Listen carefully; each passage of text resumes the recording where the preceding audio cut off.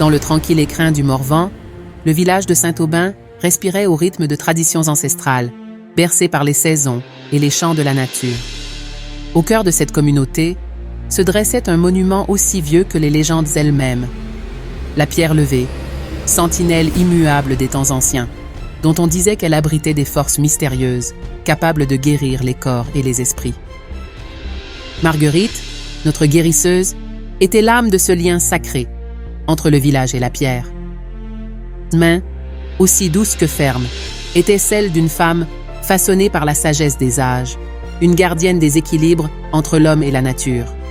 Chaque jour, à l'aube, elle gravissait la colline pour communiquer avec la stèle, écoutant les murmures du vent, interprétant les chants de la terre. Mais un jour, l'impensable se produisit. Un matin brumeux d'automne, une découverte macabre vint briser la quiétude de notre village. La pierre levée, notre protectrice, avait été profanée, réduite en morceaux par des mains inconnues et malveillantes. Un voile de désolation s'étendit sur Saint-Aubin, plongeant ses habitants dans une détresse sans nom. Cependant, dans les yeux de Marguerite, au lieu du désarroi, brûlait une flamme inébranlable. Elle savait, avec une certitude qui défiait la raison, que la destruction physique de la pierre n'était que la manifestation d'un mal bien plus profond, un mal qui menaçait l'essence même de notre existence. Armée de cette conviction, Marguerite prit la tête d'une quête audacieuse. Elle fut rejointe par Julien, notre forgeron au grand cœur, dont les mains pouvaient façonner le métal comme modeler l'espoir. Par Léonie, la bergère, dont les chuchotements aux animaux rappelaient les anciens dialogues entre l'homme et la nature. Et par Étienne, l'étranger au passé voilé, dont les yeux cachaient des secrets aussi profonds que les lacs du Morvan. Ensemble, ils s'aventurèrent bien au-delà des limites connues, dans des contrées où le temps semblait suspendu, guidés par des éclats de vérité, disséminés comme des graines par le vent.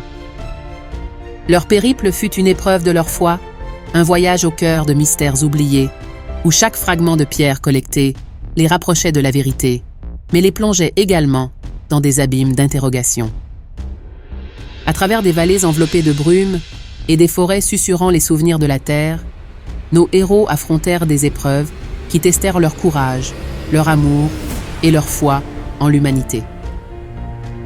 Ils découvrirent que la fracture de la pierre levée était le reflet d'une cassure bien plus grande, une fissure dans le cœur même de Saint-Aubin, une blessure qui ne pouvait être guérie par des mains seules, mais qui demandait un pansement tissé de compassion, de compréhension et de solidarité. Leur retour fut une renaissance, pas seulement pour eux, mais pour tout Saint-Aubin.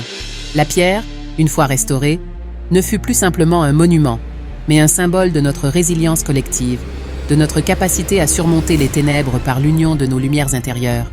La célébration de ce renouveau résonna bien au-delà des forêts du Morvan, portant avec elle le message que, même dans les fragments brisés, réside dans la promesse d'une unité retrouvée.